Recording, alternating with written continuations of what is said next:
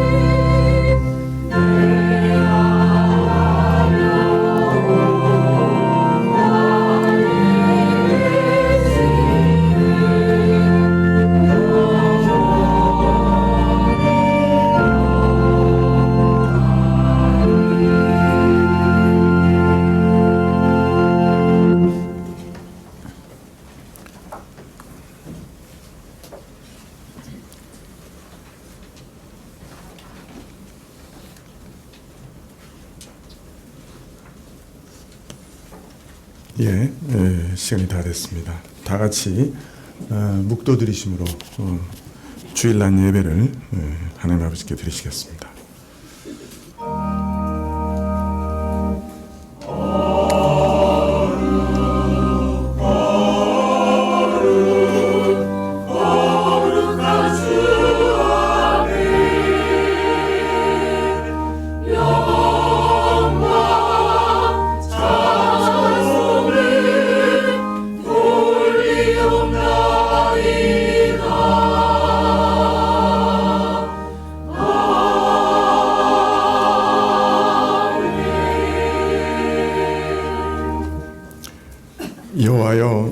주의 이름을 아는 자는 주를 의지하오리니 이는 주를 찾는 자들을 버리지 아니하심이니이다.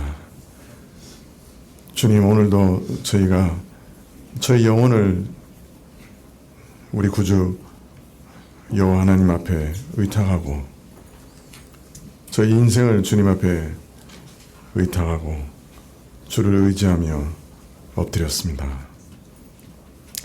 주께서 저희를 버리지 아니하실 줄 믿사옵고 저희의 마음을 아시는 주님께 저희 탄식을 아뢰오니 주여 저희를 불쌍히 여겨 주십시오.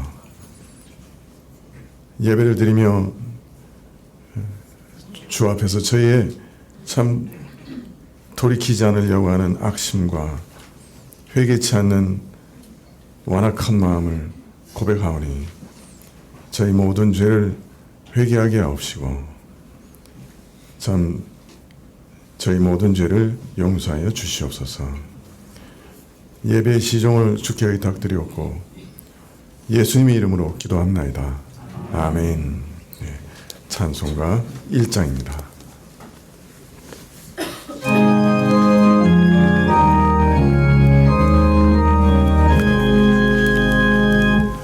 만복의 근원 하나님 온 백성 찬송 드리고 저 천사여 찬송하세 찬송 성부 성자 성령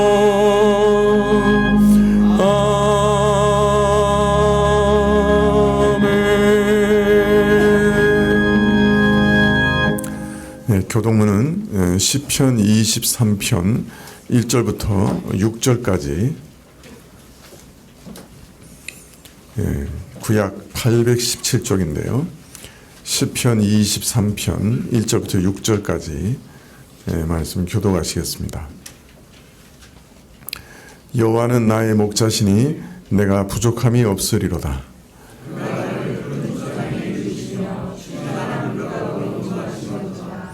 내 영혼을 소생시키시고 자기 이름을 위하여 의의 길로 인도하시는도다.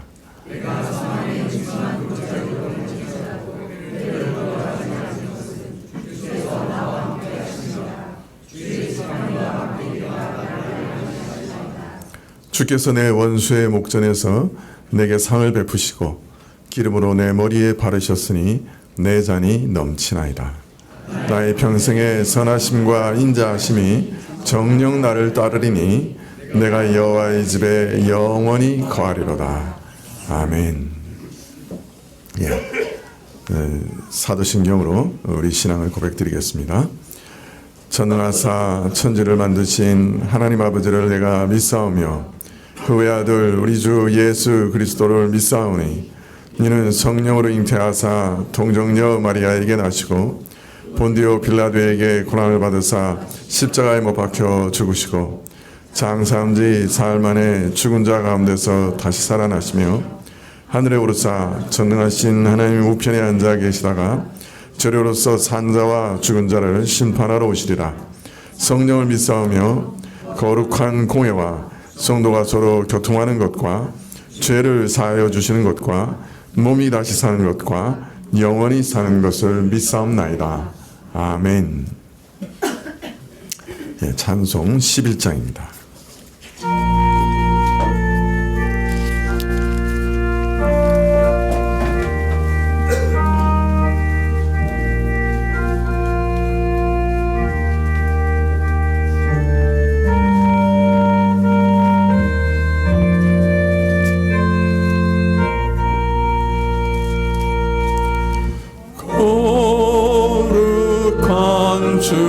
주님께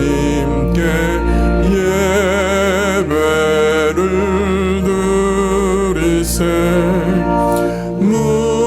무릎을 꿇어서 영광 돌려 금 같은 복종과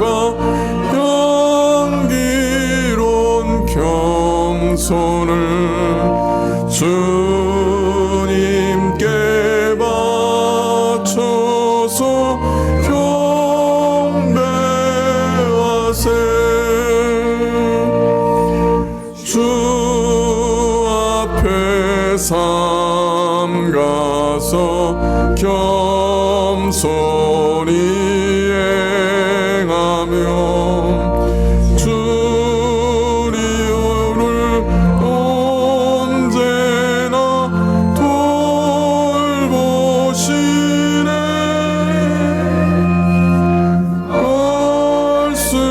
말씀엔 위로와 새로의 응답을 내 발길 닿게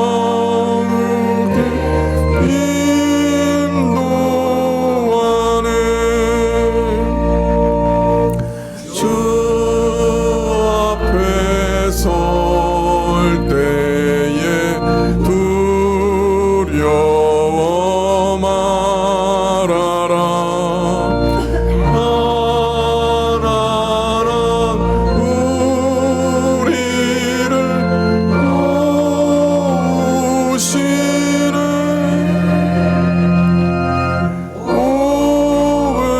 오외로운 진리와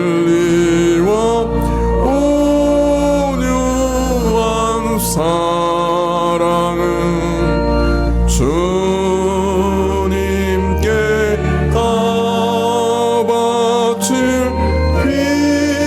귀한 예물.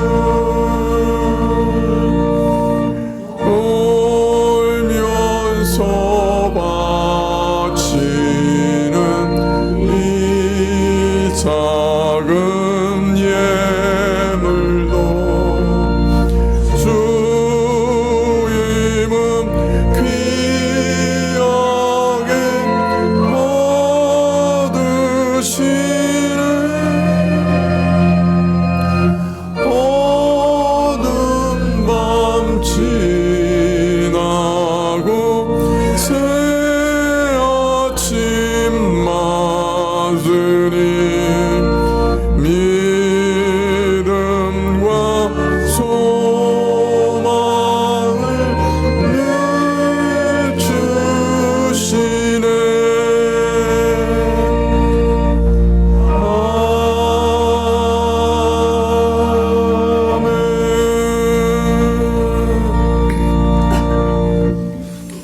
예, 교회 소식 봐주시면 좋겠는데요.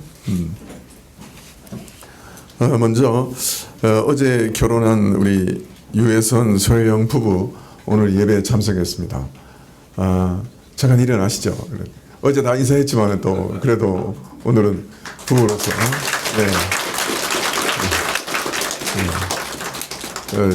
아마 신혼여행은 구정주간에 아마 연결해서 갈 예정인가 봅니다. 그리고 어제 예식한 후에 성도님들한테 답례품을 꼭 드리고 싶었다고 해서 오늘 가져왔어요. 그래서 각 사람당 한 개씩 가져가시면 됩니다. 어린아이도 가져가시면 됩니다. 또 우리 반가운 얼굴 오셨는데 강대룡 목사님 가정에 오셨어요. 우리 전진희 사모님하고 혜인이하고 정인이하고 왔습니다. 자, 잠깐 일어나시죠.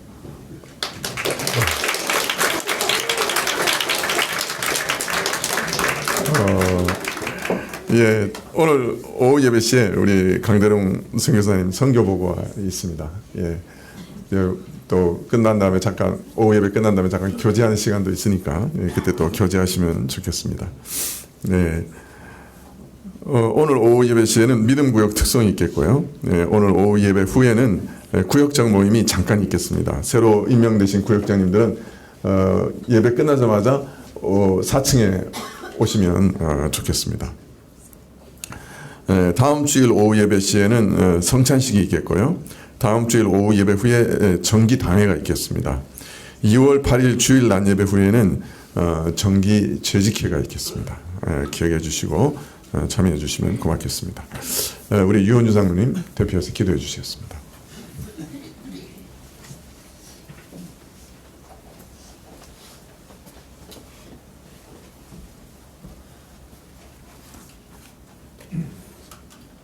함께 기도드리겠습니다.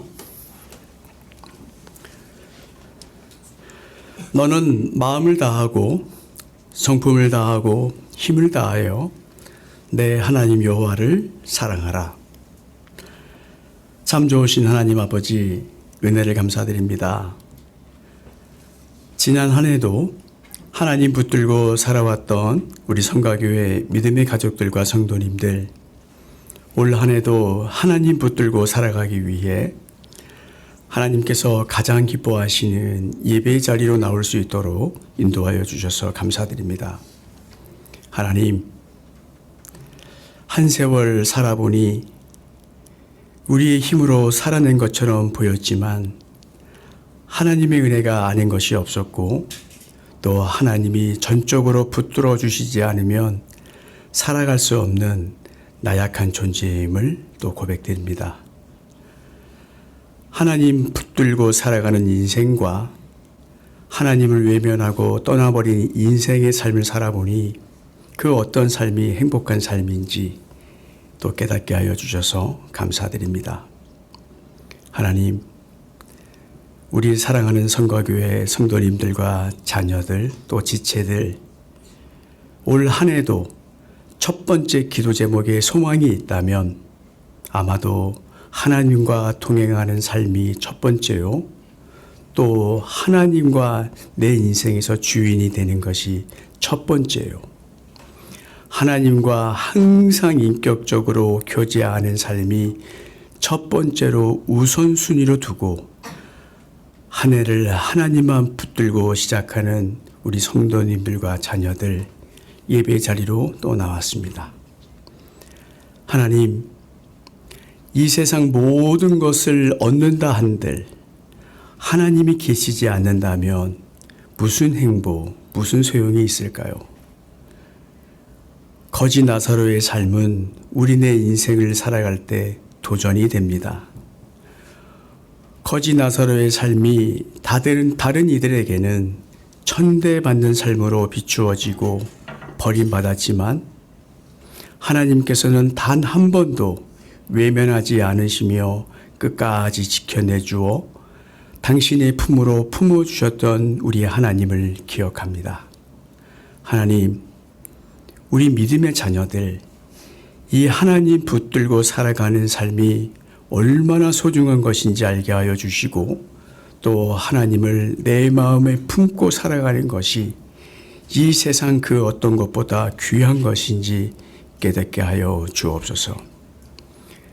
공예배가 얼마나 소중한 것이며 또 복된 것이며 예배를 통해 선포되는 말씀 가운데 성령 하나님께서 역사하여 주시는 은혜가 우리네 인생을 아름답게 드러나게 하시고 또 우리의 삶의 현장에서 그리스도인으로 당당하게 살아가는 원동력이 되기에 우리 어린 자녀들, 청소년과 청년들 안에 주일 예배를 소중하게 사모할 수 있도록 인도하여 주옵소서. 하나님, 우리의 삶 속에서 하나님 붙들고 살아가는 것이 녹록하지는 않지만 한 주를 치열하게 학업과 또 학원, 자신의 처한 삶의 현장에서 신자답게 살다 지치고 힘들었을 때에 천국의 소망이 있는 주일 예배로 늘 인도하여 주셔서 감사드립니다. 하나님, 마음은 예배를 소망하지만 환경과 자신이 처한 어려움으로 예배를 참석하지 못하는 지체들이 있습니다. 장로님, 교회로 함께 모여 예배를 드리고 싶어요. 한 계단 한 계단 올라가는 것이 너무 힘드네요 하시며 마음 아파하는 우리 지체들의 아픔을 하나님 기억하여 주옵소서. 하나님, 겨울 날씨가 너무 춥고 매섭지만 우리 믿음의 가족들 어려움이 없는지 살펴주시고 혹 교회가 아픔을 품을 수만 있다면 그 일도 담당할 수 있도록 인도하여 주옵소서. 하나님, 올해는 수능을 준비하는 자녀들이 참 많이 있습니다. 우리 믿음의 자녀들 하나님 붙들고 끝까지 완주하게 하시고 믿음의 자녀들을 묵묵히 바라보는 우리 가족들 안에 교회도 기도로 함께하고 있음을 기억하여 주옵소서. 기쁜 일이나 슬픈 일이나 어려운 일이 있을 때에도 단 한 번도 외면하지 않고 기도로 나아갔던 우리 성가교회를 기억하여 주옵소서. 하나님, 이 세상의 교회를 통해 천국을 보여주시고 또 예배를 통해 하나님을 만나고 바라보게 하시니 감사드립니다. 이 은혜를 사모하고자 예배 자리로 나왔습니다. 예배를 통해 선포되는 말씀 가운데 성령 하나님께서 친히 주관하여 주시고 우리 목사님을 힘있게 붙들어 주시사 학자의 입을 열어 우리 듣는 자들과 말씀을 전하여 주시는 목사님도 동일한 은혜로 함께하여 주옵소서. 하나님, 우리 사역자분들에게도 영육간의 간절함으로 세워져 가게 하시고 우리 자녀들의 아픔과 고통을 고스란히 체휼할 수 있는 우리 사역자분들이 되게 하여 주옵소서. 하나님, 오랜 날을 함께했던 우리 강대룡 선교사님, 오늘 오예배 선교보고를 합니다. 선교사님보다 강도사님하고 부르는 게 편했던 시절이 또 생각이 납니다. 어린 자녀들과 스스럼 없이 사역했던 시간들이 생각이 나고 또 우리 어린 자녀들 안고 눈물로 사역하셨던 선교사님을 우리는 기억합니다. 오예배 가운데 우리 선교사님을 통해 귀한 은혜가 충만하게 드러나게 하옵소서. 하나님, 예배를 통해 드려지는 우리 헌물을 기뻐 받아 주옵소서.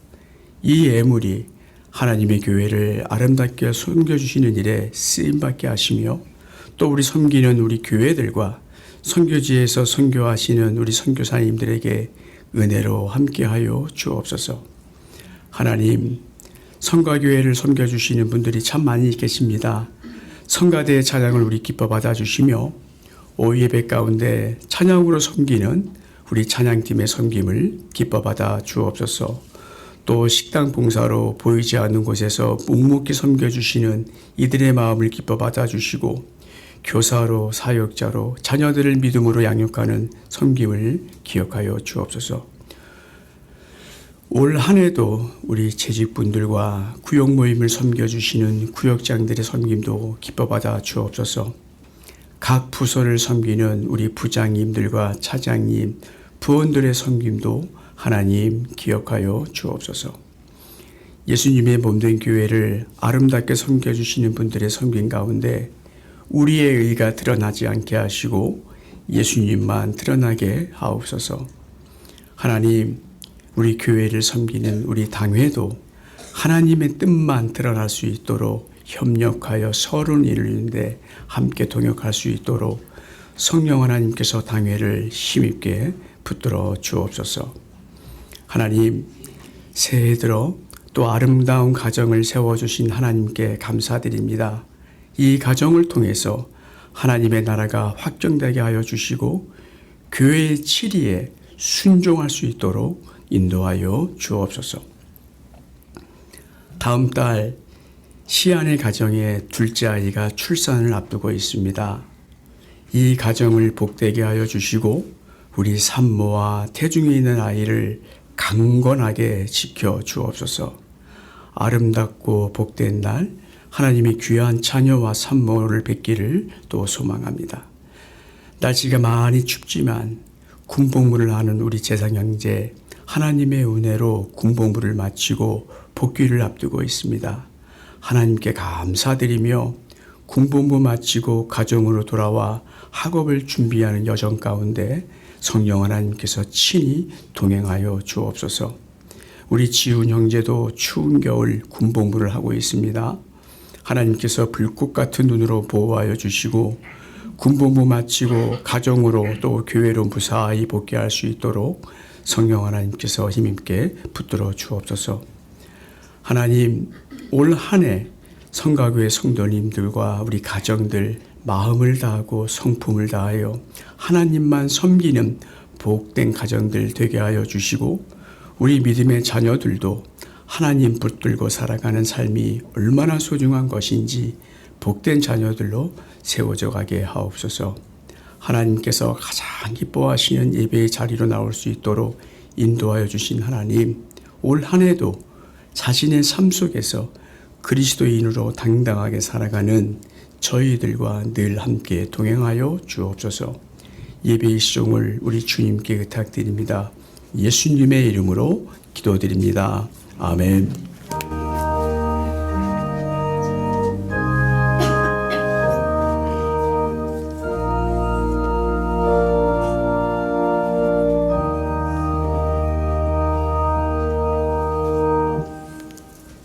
말씀 봉독하기 전에 제가 반가운 얼굴들 때문에 중요한 순서를 빼먹었습니다.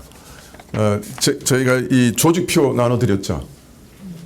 예, 저희가 그 지난번 조직표에서 수정된 사항만 말씀드리고 넘어가려고 하는데요.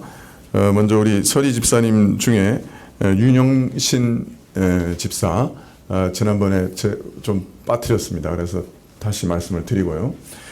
구역 모임에서 구역장들 다시 다 이제 임명이 됐습니다. 1년 단위로 바뀔 건데요. 아마 내년에도 구역에서 또 선출하시는 방법으로 하시지 않을까 생각이 듭니다. 그래서 한 해 동안 고생하실 건데 구역장님들을 임명하고요. 그 다음에 부서장 중에도 지난번에 빠졌던 재정부 나눔부 감사부 다시 임명합니다. 그래서 올해 조직표 최종본입니다. 이게. 그리고 이제 부원들 중에도 이제 몇 분 더 들어가신 분들이 있는데요. 특히 시설관리비 같은 경우에. 그런데 부원들은 집사님들 중에 원하시는 분들은 계속 들어가셔도 됩니다. 그래서 필요한 분들은 다른 부서에 혹시 안 계신 집사님들이 계시면 이렇게 초청해가지고 부서에서 일하실 수 있으면 좋겠습니다. 성경 봉독 해드리겠습니다. 전도서 12장 13절부터 14절입니다. 전도서 12장 13절부터 14절. 구약 959쪽입니다.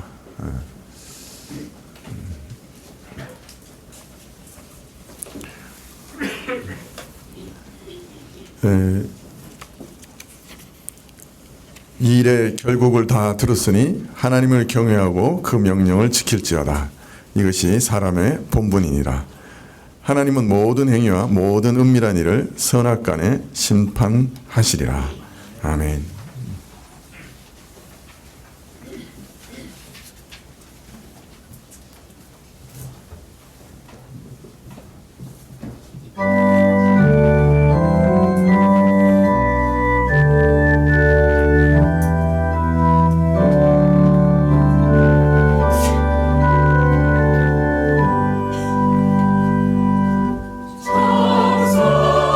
사랑의 왕의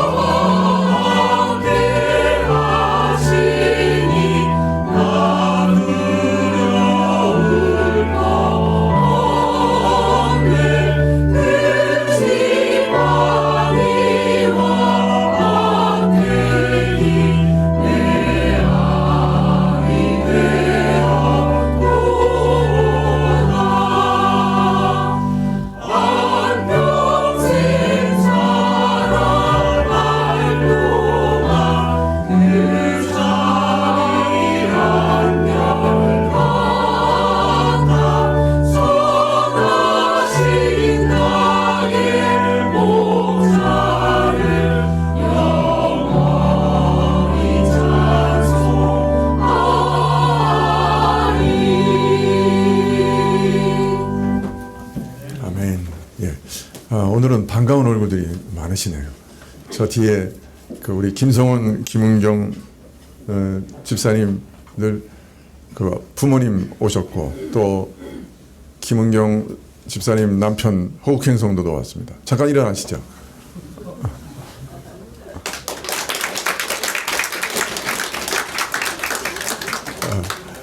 반갑습니다. 이제 전도서 결론 네 번째입니다. 이제 한 번 더 하면 끝납니다. 아니, 제가 좀 변명을 하자면, 지난번에 전도서를 끝냈을 때 아내가 결론부가 너무 이렇게 성의가 없다고 그랬어요. 그래서 이번에는 이제 그런 얘기를 듣지 않으려고 심혈을 기울여서 저 결론부를 작성 준비를 했더니 아내가 너무 지겹대요. 앞으로는 아내 말을 듣지 말고 해야 될 것 같다 생각이 듭니다. 전도서는 우리 인생의 한계를 사실은 가르치는 책이죠. 예. 그런데 왜 우리 인생의 한계를 이렇게 참 처절하게 드러내시는가? 예, 그것은 사실은 겸손을 배우게 하시기 위해서 그렇게 하시는 겁니다. 그래서 전도서는 우리의 겸손의 학교라고 할 수 있죠. 예. 참 우리 자신의 깊은 한계와 우리 인생의 허무함을 발견하되 그것을 그치지 않고 이제는 그 얼굴을 들어 하나님을 바라보게 하고 하나님 앞에서 겸손하게 하나님만을 경외하게 하시고, 그리고 이제 그 명령을 묵묵히 복종하게 하시기 위해서 전도서는 기록되어 있습니다. 왜냐하면 이러한 겸손은 우리 인생을 영원한 가치로 변화시킬 것이고, 우리가 누군지, 우리 한계와 절망을 딛고 우리가 누군지를 알고 하나님이 누구신지를 알아 하나님을 올바로 섬길 수 있게 할 것입니다. 하나님만 겸손히 의지하고 예배하고 일평생 하나님의 명령을 순종하며 살아가는 인생을 기뻐하게 될 것입니다. 그래서 이러한 겸손은 참으로 중요하죠. 그래서 사실 전도서의 궁극적인 목적은 겸손을 배우게 하신 것이라, 배우기 위한 것이다, 그렇게 생각이 듭니다. 우리는 지금 전도서 12장 13절 일의 결국을 다 들었으니 하나님을 경외하고 그 명령을 지킬지어다. 이것이 사람의 본분이다. 이것이 사람의 전부다.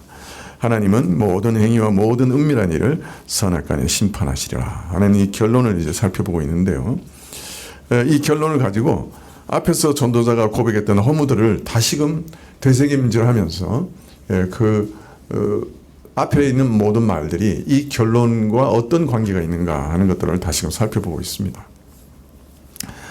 전도자는 1장부터 피조 세계와 또 인간 세계의 역사를 살펴보았고, 또 인간 이성의 능력도 시험해 보았고, 특히 그 다음에는 감정, 특히 인간에게 최대의 쾌락을 가져다주는 그 인간의 일에 대해서 살펴보았습니다.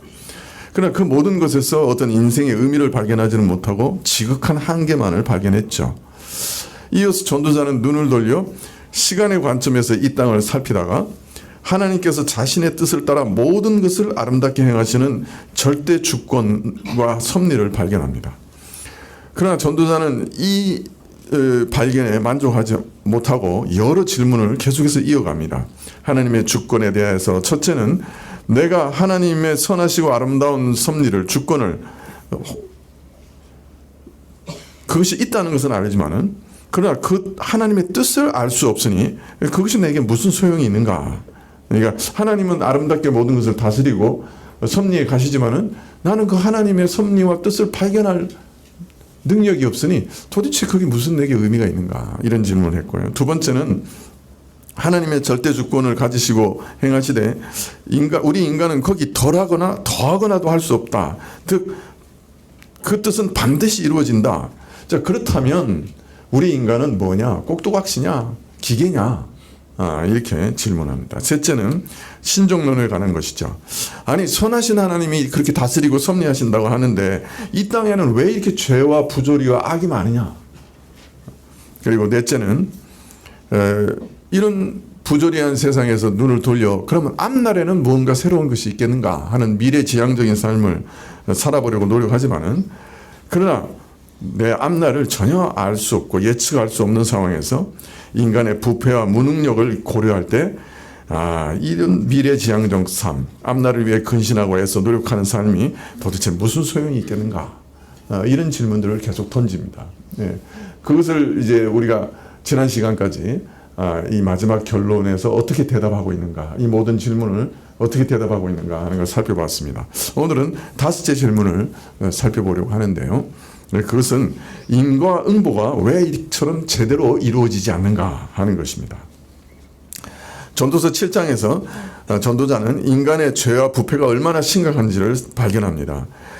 참 여자의 유혹은 사망보다 더 독하기 때문에 그 누구도 벗어날 수 없고 또 남자 중에 괜찮을까 해서 1천 남자 중에 한 사람 발견한 줄 알았지만 그 사람 역시 악한 꾀를 내더라. 즉 하나님의 형상을 따라 거룩하고 의롭게 지어진 그 성품이 타락하고 부패해버렸더라 하는 것을 깨닫게 됩니다. 헤아려 부조리한 현실에 이러한 이면을 대면하면서 전도자는 인간의 부패를, 자기 힘으로는 어쩔 수 없는 부패를, 그러한 성품을 보게 된 거죠. 인간 안에 있는 깊은 악을 보게 된 거죠. 그리고 이런 죄의 얽매임과 한계에서 벗어나는 일은 오직 하나님이 기뻐하심을 입은 자, 즉 하나님의 은혜를 입는 길밖에 없다는 그런 경험을 또 피력하고 있습니다. 이어서 전도자는 이런 경험에 근거해서 혹시 하나님께는 사람의 죄와 죽음의 불행에서 벗어나게 할 어떤 길이 있으신가 하고 생각하면서 하나님의 때에 대해서 다시금 기억하게 됩니다.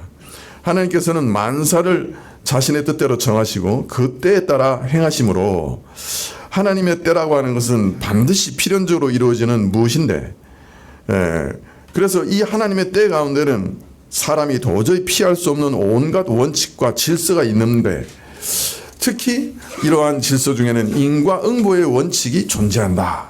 이런 사실을 확인했죠.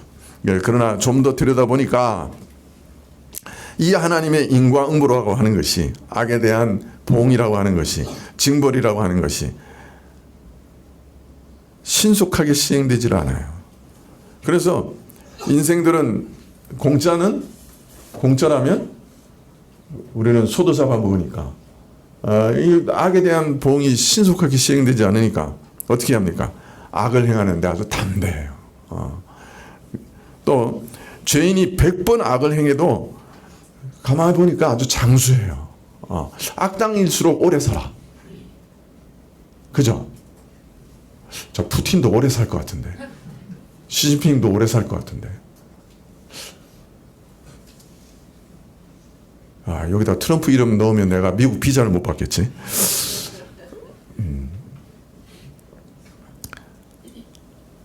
또 반대로 바르게 살려고 하는 사람은 모함에 걸려서 억울하게 중도해서 끝나버리는 경우도 너무 많아요.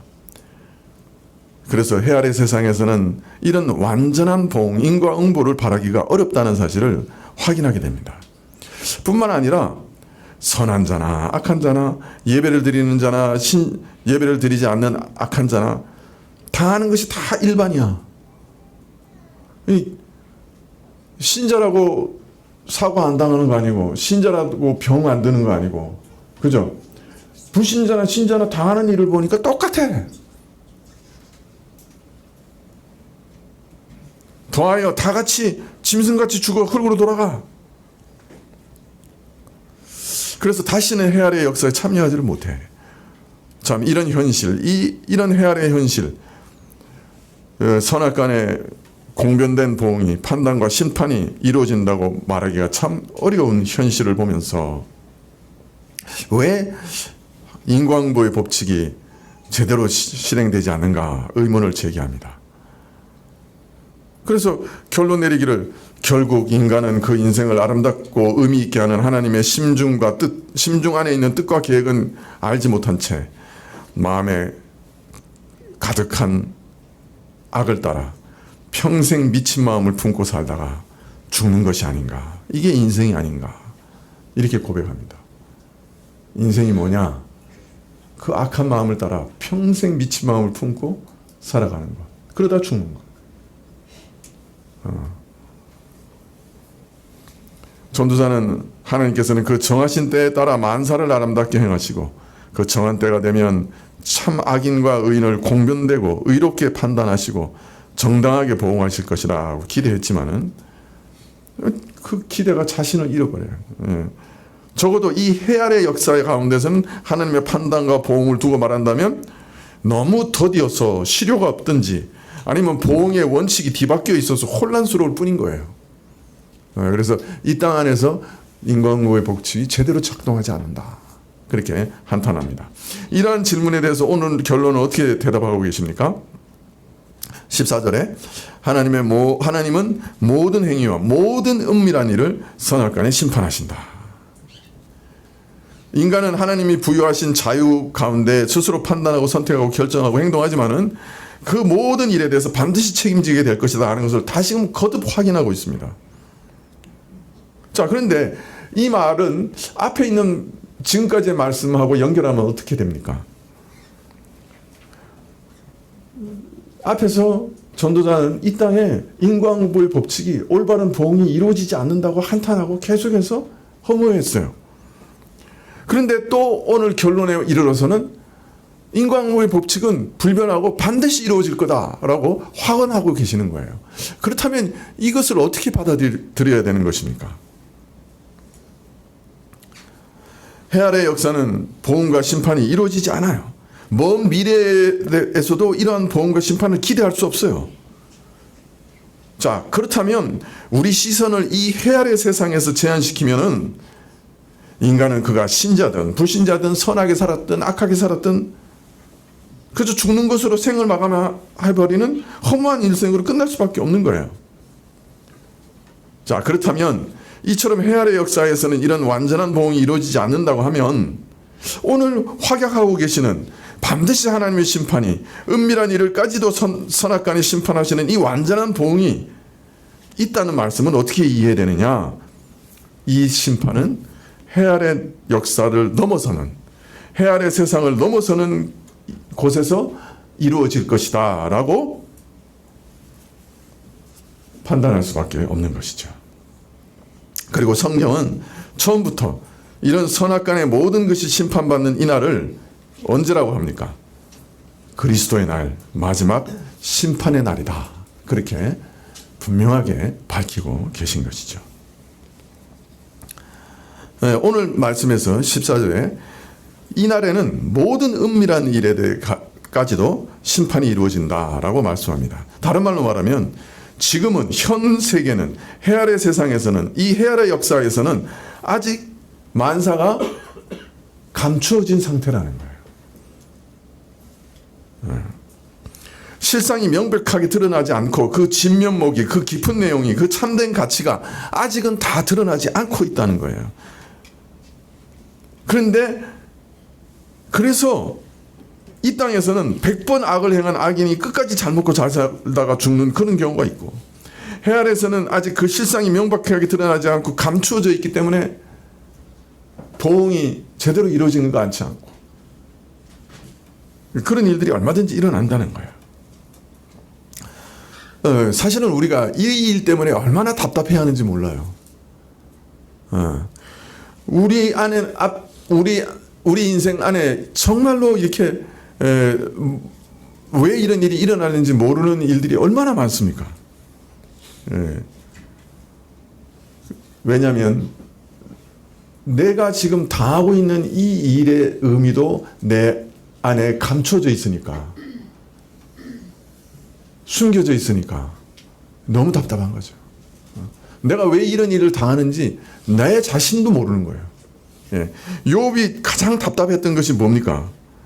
자기 인생을 저주하기까지 했던 이유가 뭡니까? 하나님, 자기가 당하는 고난보다도 하나님이 왜 자기에게 이런 일들을 허락하시는지를 모르겠는 거예요. 내가 무슨 이유 때문에 이런 고난을 당하는지 알기라도 하면 고치기라도 할 텐데 자신의 삶을 아무리 돌아봐도 내가 왜 이런 고난을 당해야 되는지 이유를 알 길이 없는 거예요. 그래서 설교에서는 좀 쓰면 안 되는 표현이지만 미치고 팔딱 뛰는 거죠. 만약 욥기 1장에서 나타나는 하나님의 어전회의에서 하나님께서 사단에게 참 욥이 얼마나 신실한 자인지를 드러내시기 위해서 시험을 허락하신 사실을 미리 알았다고 하면 아마 욥의 고난은 대부분 없었을 거예요. 자, 그렇지만은 욥은 자신이 봤을 때는 이런 고난을 당할 이유가 없는데 거기다가 욥의 제일 친한 세 친구들, 그것도 현자, 인류 가운데 가장 뛰어난 철학자요 현명한 사람들이라고 할 수 있는 사람들이 와서 욥을 막 윽박지르잖아요. 네가 하나님 앞에서 범죄했기 때문에 이런 참으로 어려운 일을 당하는 거지, 네가 죄가 없으면 어떻게 이런 흉악한 일을 당하겠어. 그냥 몇 주야를 그냥 와서 그냥 윽박지르는 상황 가운데서 자기는 아무리 둘러봐도 이런 일을 당할 만한 원인이나 죄는 없고, 그래서 미쳐서 팔짝 뛰는 그런 상황이 된 거죠. 그러나 사실은 그 시험 안에는 욥의 순전함을 의심하는 사단에게 그 순전함을 증명하고자 하는 하나님의 선한 뜻이 있었고, 또 욥을 연단하사 이제 그 신앙을 새로운 차원으로 옮기시려고 하는 참 하나님의 선한 뜻이 숨어 있었던 것이죠. 그러나 욥에게는 드러나지 않았죠. 그 선한 뜻이. 마지막에 가서 하나님께서 약간 알려주신 거죠. 지금 해아의 역사도 마찬가지예요. 욥과 같이 우리는 이 모든 것들이 숨겨진 상황 가운데서 살아가는 거예요. 내 삶에 왜 이런 일들이 일어나는지 우리는 알지 못해요. 그런데 그래서 회의하고 절망하고 괴로워하는 거예요. 그러나 전도서의 결론은 뭐예요? 모든 은밀한 일, 즉 모든 숨기는 일까지 언젠가는 판연하게 다 드러나고 선악간의 온전한 심판까지 다 받게 될 거라는 거예요. 그래서 우리 눈에는 숨겨온 것이 아직 드러나지 않기 때문에 세상이 너무 부조리하게 보이고 정말 하나님의 선하신 하나님이 다스린다고는 좀 믿기 어려운 그런 일들이 부지기수로 일어나지만은 언젠가는 숨겨온 것이 다 드러나고 모든 것이 인과응보의 원칙을 따라 다 정리될 것을 오늘 전도서 결론은 마지막에 확약하고 계신 거예요. 그래서 전도자는 계속해서 아니 왜 인과응보의 법칙이 제대로 이루어지지 않아요? 라고 질문했지만은 오늘 마지막 결론에서는 하나님께서 마지막 날 예수 그리스도가 심판하시는 그 마지막 날에는 모든 인과응보의 법칙이 확연하게 드러나고 모든 것이 응하게 될 거다. 그렇게 말씀하고 있습니다. 그래서 바울도 로마서 2장 16절에 곧 내 복음에 이른 바와 같이 하나님이 예수 그리스도로 말미암아 사람들의 은밀한 것을 하시는 그날에, 그래서 예수 그리스도로 말미암아 하나님이 모든 은밀한 것을 그날 다 심판하실 거다. 그때는 인과응보의 법칙이 다 드러난다. 그렇게 얘기하고 계시고, 또 고린도전서 4장 5절에도 그러므로 때가 이르기 전 곧 주께서 오시기까지 아무것도 판단하지 말라. 그가 어둠 속에 감추인 것을 드러내고 마음의 뜻을 나타내시리니 그때 각 사람에게 하나님으로부터 칭찬이 있으리라. 그래서 지금은 전부 어두운 것 가운데 감추어져 있기 때문에 아무것도 판단하지 말라고 해요. 심지어는 교회에서 야, 우리 목사님 정말 대단하고 위대하신 분이야, 그런 생각도 하지 말래. 왜? 그날 가봐야 알거든.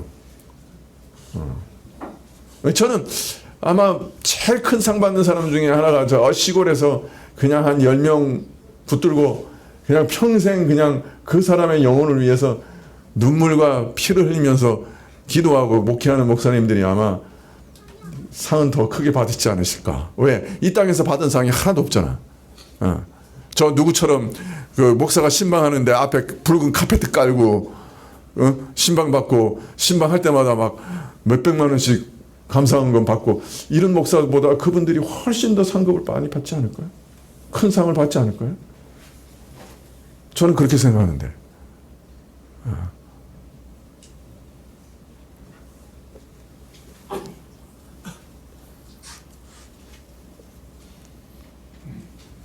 아무것도 판단하지 마라. 우리 판단은 올바를 수 없어요.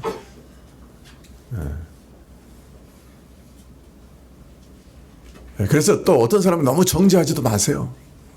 우리 판단은 올바르지 않아요. 마지막 날 주님 앞에 가면 판단을 받게 될 거예요. 사실 저도 저 자신에 대해서 판단 안 해요. 저는 제 자신에 대해서 볼 수 있는 눈도 없어요. 그저 오늘 하루하루 그저 어찌하든지 주의 은혜를 힘입어서 신자로 살아가기를 그냥 애쓰고 그냥 급급하게 따라갈 뿐이에요. 그날 하나님이 어떻게 판단하실지 모르겠어요. 그저 오늘 소망하고 하나님께 기도하고 의지하는 것은 마지막 날 내가 너를 안 적이 한 번도 없는데 그런 말 안 듣게 하시기를, 그저 천국 문지기라도 시켜주시기를 바라면서 가는 거예요. 저는 저 자신도 판단 안 해요. 그날 주님이 판단해 주실 거예요.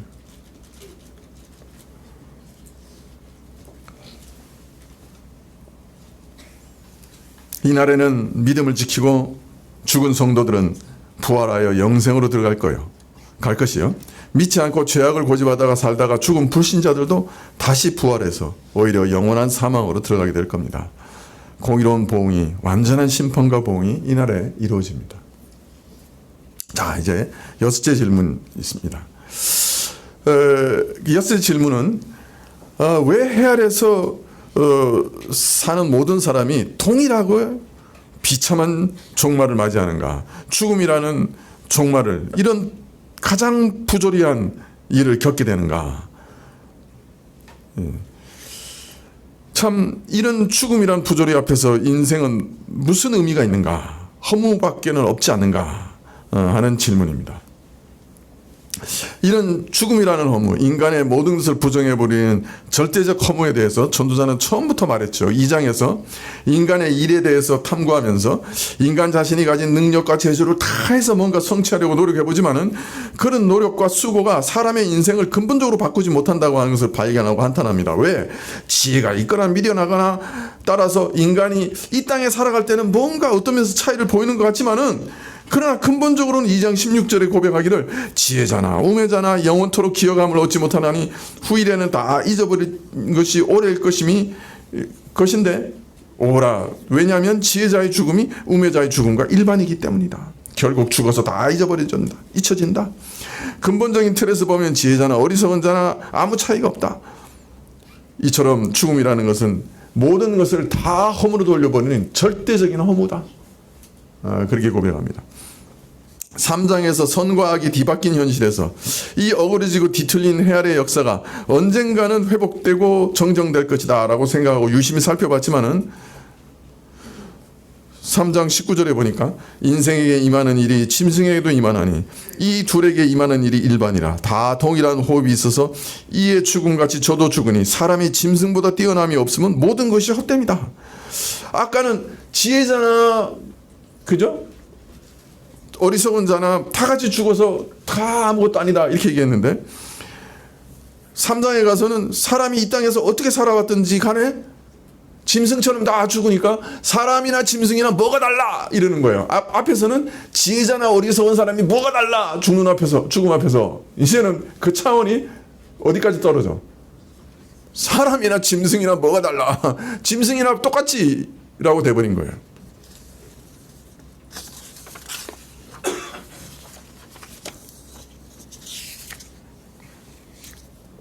공의로운 심판과 보응도 없고 그냥 죽음으로 끝나버리는데, 지혜자나 어리석은 사람이나 심지어는 사람이나 짐승이나 뭐가 달라? 9장 이하에서는 자, 세상 만사가 하나님의 장중에 있어 그 정하신 때에 따라 아름답게 시행된다 그렇게 하더라도 정작 우리 인생은 내 눈앞에 벌어지는 일조차 이것이 화인지 복인지 깨닫지 못한 채 살아간다는 거예요. 자, 그런데 이런 인생의 마지막은 그가 어떻게 살아왔든지, 그가 의롭게 살았든지 악하게 살았든지 결국 죽음으로 끝나고 만다는 거예요. 그래서 한마디로 인생은 평생 미친 마음을 품다가 마지막에 죽는 것이다, 이렇게 한탄한 것이죠. 더욱이 세상사는 원칙과 필연에 따라서 빈틈없이 호리의 착오도 없이 정확하게 원칙대로 예측한 대로만 진행되는 게 아니에요. 왜? 우연이라고 하는 게 있기 때문에. 그래서 이럴 수도 있고 저럴 수도 있다는 걸 발견해요. 인생이라고 하는 가운데는 우연이라는 게 너무 많이 개입한다는 거예요. 어떤 일반적인 원칙, 노력하면 이런 열매를 얻을 것이다. 그런데 그 원칙대로 안 되는 거예요. 왜? 우연이라는 것이 거기 개입되어 있기 때문에. 그래서 이럴 수도 있고 저럴 수도 있는데, 특별히 걸음이 빠르다고 해서 경주에 이기는 것도 아니고, 세계 최고 기록을 가진 사람이 올림픽에 금메달 따는 것도 아니고, 힘 있는 용사라고 해서 싸움에서 항상 이기는 것도 아니고, 강대국이라고 해서 항상 전쟁에 승리하는 거 아니고, 지혜와 명철을 갖춘 자라고 해서 항상 유족하게 사는 것도 아니고, 많이 배우고 깊이 아는 식자라고 해서 사람들로부터 항상 고임과 환영을 받는 것도 아니야. 즉 인생사라고 하는 것은 하나님의 결정, 하나님의 작정이라고 하는 이런 필연적인 기계적인 일들만 시행되는 것이 아니고, 이 우연성 때문에 인간의 자유와 선택에 대해 열려 있는 것이고, 그래서 인간은 이런 우연성 때문에 그가 원하는 대로 선택하며 살아가기도 한다. 동시에 해 아래 세상은 이처럼 이럴 수도 있고 저럴 수도 있기 때문에 항상 뜻밖의 일들이 일어나는 곳이니, 때로 식물을 강에 던지는 것 같은 어떤 반대급부도 기대할 수 없는 이상한 일들도 하며 살아야 되고, 항상 7갈래 8갈래로 대비해서 살아야 돼요. 그래서 투자할 때도 잘 투자해야 돼. 한꺼번에 몰빵하면 안 돼. 계란을 한 바구니에 넣으면 안 돼. 그러나 때가 되어서 일이 확정되고 나면 확정하는 대로 그냥 따라가서 살 수밖에 없어요. 그러나 그렇다고 해서 완벽하게 확인을 해서 모든 가능성에 대해서 일일이 대비해서 일하려고 하다가는 아무것도 하지 못해. 뭐가 어떻게 될지 모르는 가운데서 부지런히 이 일도 하고 저 일도 해보고 애쓰는 가운데 이것도 성공할 수도 있고 저것도 성공할 수도 있고 다 성공할 수도 있어. 그러니 긍정적인 생각을 가지고 열심히 살아가야 돼. 그리고 마지막으로 청년들에게 권하되 내 뜻대로 내 꿈과 이상을 따라 힘껏 살아보라 그래요. 그러나 하나님께서 내게 행하는 모든 일에 대해 책임질 것도 대비하라고 그럽니다. 그런 다음에 말하기를 사람에게 닥칠 한 가지 일에 대해서 대비하라고 그럽니다. 그게 뭐냐? 해 아래 세상은 이럴 수도 있고 저럴 수도 있고 예측 불가능한 삶이지만은 그 가운데서 확실한 미래가 하나 있다. 그것은 죽는다는 거다. 누구 다 예외 없이 죽는다. 무릇 태어난 이는 누구도 이 죽음을 비껴갈 수 없다. 결국 마지막에 육신은 그 본래 나왔던 흙으로 돌아가며 우리 영혼은 하나님께로 돌아간다. 이것이 우리 인간에게 닥칠 가장 확실한 미래니, 죽음이 멀다가 오는 청년의 때라도 이를 잊지 말고 살아가야 된다. 내 영혼을 도로 찾아 부르시기 전에 너의 창조주를 그래서 기억해야 한다. 즉 인간은 이런 절대적인 허무인 죽음을 결코 피할 수 없다. 그렇게 말씀합니다. 이처럼 인간은 죽음의 한계를 벗어날 수 없기 때문에, 죽음을 우리가 해결할 도리가 없기 때문에 참으로 이 세상의 삶 가운데 모든 것이 허무해지는 거죠. 참 종잡을 수 없는 우연히 존재하는 인간 가운데 아둥바둥 무언가를 이루려고 애쓰지만은 과연 이게 무슨 의미가 있는가? 죽음 앞에서 이렇게 말씀하고 있는 것이죠. 자, 그런데 이 죽음의 허무에 대해서 마지막 오늘 결론은 어떤 대답을 하고 계십니까? 전도자는 지금까지 전도서를 기술하면서 계속 죽음 다음에 오는 것에 대해서는 완전히 침묵합니다. 오히려 신우사를 누가 알겠는가? 죽음 이후의 일을 우리가 어떻게 알 수 있느냐까지 질문합니다. 이렇게까지 질문합니다. 그러나 이런 전도자의 말씀은 사실은 우리를 쿡쿡 찔러서 어디론가 인도해 가고 계시는 겁니다. 일종의 반어법이에요. 다른 말로 말하면, 봐라, 죽음 이후의 삶을 전제하지 않으면 우리 인생이 어떻게 되느냐? 모든 게 허무하다. 하나도 의미 있고 가치 있는 게 하나도 없다. 이 세상의 모든 일과 노력이 진정한 의미를 얻으려면 영혼과 이어져야 됩니다. 경건한 삶, 의의를 지키는 삶이 의미 있게 있어지려면 죽음 위의 삶과 연결돼야 된다. 인과응보가 제대로 이루어지려면 죽음 위의 삶이 있어야 된다. 현재의 삶으로 모든 것이 끝나고 만다면 깊고 절대적인 허무 외에 우리 인생에는 남는 것이 하나도 없다. 그렇게 계속 말씀하고 계시는 거예요. 쿡쿡 찔러서. 그리고 마지막 결론에서 전도서 12장 14절에 하나님은 모든 행위와 모든 은밀한 일을 선악간에 심판하신다. 모든 숨긴 것이 드러난다. 실체가 드러난다. 선악간에 심판하신다. 이 말은 우리 존재의 종국이 육체적 죽음으로 끝나는 것이 아니다 하는 것을 강력하게 암시하는 말씀입니다. 우리 인간의 존재는 육체적 죽음이 마지막이 아니에요. 그걸로 끝나버렸으면 심판이라고 하는 게 무슨 소용이 있어요? 무슨 소용이 있어요? 모든 은밀한 것을 심판하신다는 말은 죽음으로 우리 삶이 끝나지 않는다는 것을 말하는 거예요.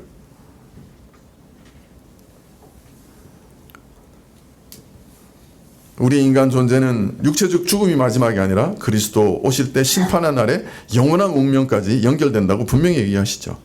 그래서 예수님께서 요한복음 5장 29절에 선한 일을 행한 자는 생명의 부활로 악한 일을 행한 자는 심판의 부활로 나오리라 그렇게 얘기합니다. 새하늘과 새 땅에 부활의 몸으로 참여하는 것은 신자의 종국이에요.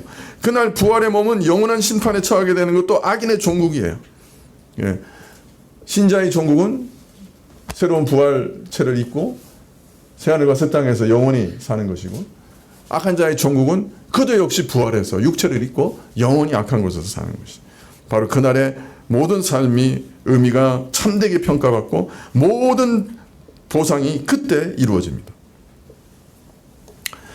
해 아래서 부조리한 삶을 살다가 죽은 자들에게 정당한 보응이 시행되기 위해서는, 그들이 살아온 생의 참모습이 드러나 진정한 평가를 받기 위해서는, 그들이 품었던 의문과 의혹에 대한 흡족한 설명이 주어지기 위해서는 부활이 필연적입니다. 죽음으로 사람이 존재가 끝난다면 그 많은 의문과 억울함과 부조리는 대답과 해답을 얻지 못하고 영영 감추인 채 어둠 속에 묻히고 맙니다. 그런 면에서 구약 성도들에게 세상의 부조리 가운데 믿음이 쓰러지려고 할 때 부활의 신앙을 일깨워주는 책이 오히려 전도서입니다.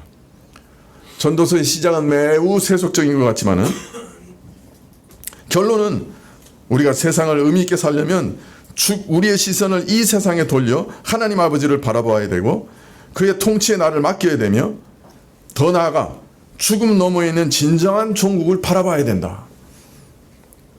그렇게 말하는 것이 전도서입니다. 전도서의 이러한 결론은 신약의 한두 구절을 아주 폭넓게 확장해서 해석한 말씀입니다. 말씀의 표괄성을 우리에게 보여주는 것인데요. 바울사도는 이 전도서를 어떤 면에서 한두 절로 압축해서 이렇게 얘기합니다. 부활이 없으면 이 세상에서 우리가 가장 불쌍한 자라. 부활이 없으면 내일 죽으리니 오늘 먹고 마시자 할 것 아니냐. 전도서가 계속해서 정말 우리가 먹고 마시고 아내하고 즐겁게 사는 것 외에는 다른 방식이 없다 이렇게 외치는 거는 그냥 아내하고 잘 즐겁게 먹고 마시고 사는 것이 인생의 유일한 의미다라는 말이 아니에요. 부활이 없으면 그렇다는 거예요. 부활이 없으면 그냥 오늘 이 땅에서 먹고 마시자고 할 거 아니냐. 그 말이에요. 결국 전도자의 결론은 우리 삶이 의미 있게 하려면 해 아래 삶으로 국한돼서는 안 되고 눈을 들어 하나님을 바라봐야 된다. 육적인 삶 넘어 있는 부활과 영생을 바라봐야 이 땅의 삶도 의미 있게 된다. 그렇게 말하는 것이죠. 오직 하나님의 복된 통치가 그와 주시는 영생이 우리 삶을 의미 있게 하는 겁니다. 그렇지 않으면 우리 삶은 그저 인생의 가장 강력한 적인 죽음 앞에서 모두 물어 돌아가요.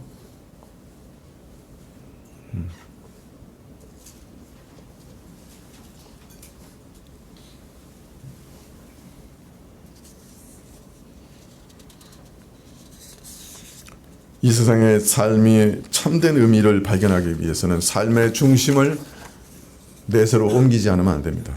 내 삶의 모든 삶의 순간순간이 내세를 의식하는 삶을 살아야만 우리 삶은 의미 있는 삶이 됩니다.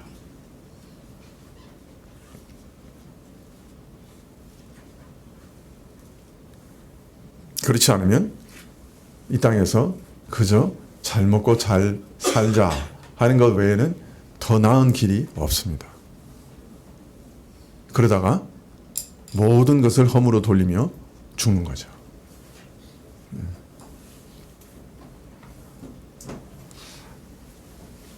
죄송해요. 오늘도 죽는 걸로 끝났네요.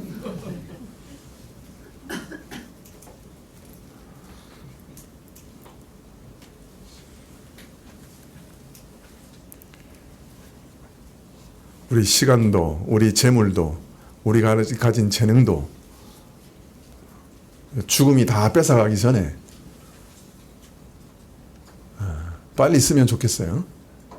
근데 나를 위해서 쓰면 종국에 가서는 허무해질 거예요. 그 모든 걸 주의 나라를 위해서, 주의 영광을 위해서 쓰면, 죽음이 뺏어가기 전에 잘 쓰면 영원한 가치를 얻게 될 거예요. 이것이 우리 삶을 의미 있게 하는 유일한 길입니다. 언젠가는 다 빼앗깁니다. 결코 지킬 수 없어요. 시간, 재물, 재능 다 뺏깁니다. 그럼 어떻게 하겠어요? 여러분 결단을 하십시오. 그 뺏기기 전에 빨리 쓰는 게 지혜로운 거예요. 그죠? 그런데 그것을 하나님 나라를 위해서 쓰면 영원한 가치가 있는 것이고, 그렇지 않으면 그냥 이 땅에서 그냥 잘 누리다가 끝나는 거예요. 근데 문제는 성경에서는 그걸로 끝나는 게 아니라는 거예요. 영원한 판단이 기다리고 있다는 거예요. 얼마나 우리가 참 조심해서 살아야 되겠어요. 기도하시죠.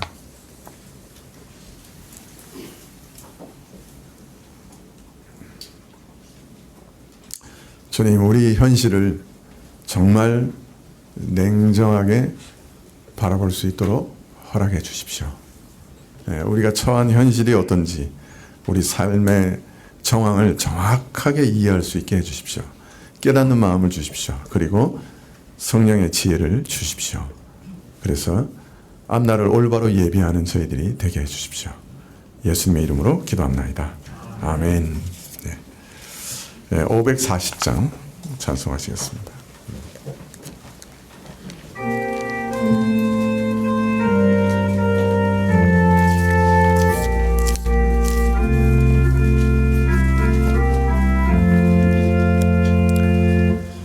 이 세상 지나가고 저 천국 가까워 나 오래 기다리던 그 영광 보인다. 이 어두운 밤이 가고 새날이 밝으니 저 하늘 나라 영광 참 밝게 빛난다. 사랑의 구주 예수 단샘을 내시니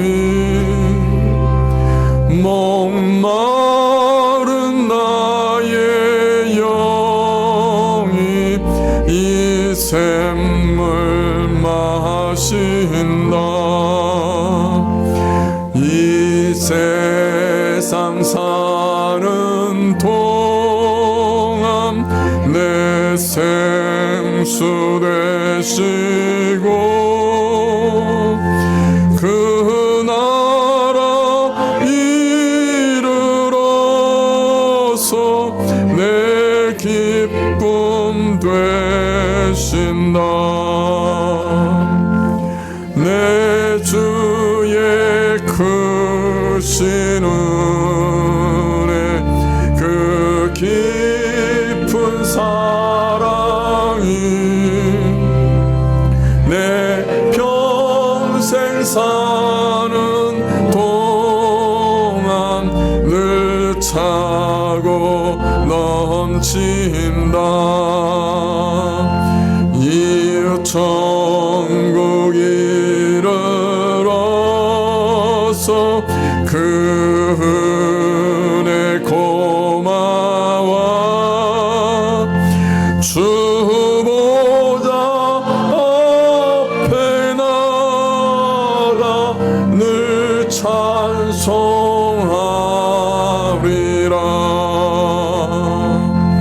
날 위해 주 얼굴 뵈려고 내 갈 길 험악하나 쉬지 않고 나아간다. 주 예수 신랑처럼 날 기다리시니 그 영광 중에 나가 주 얼굴 뵈리라.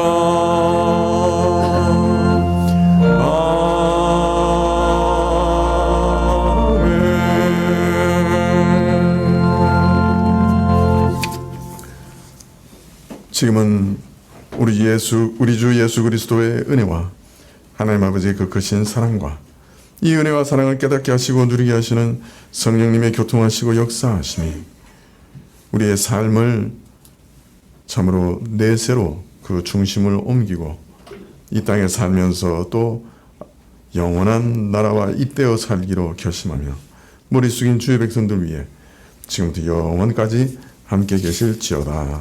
아멘.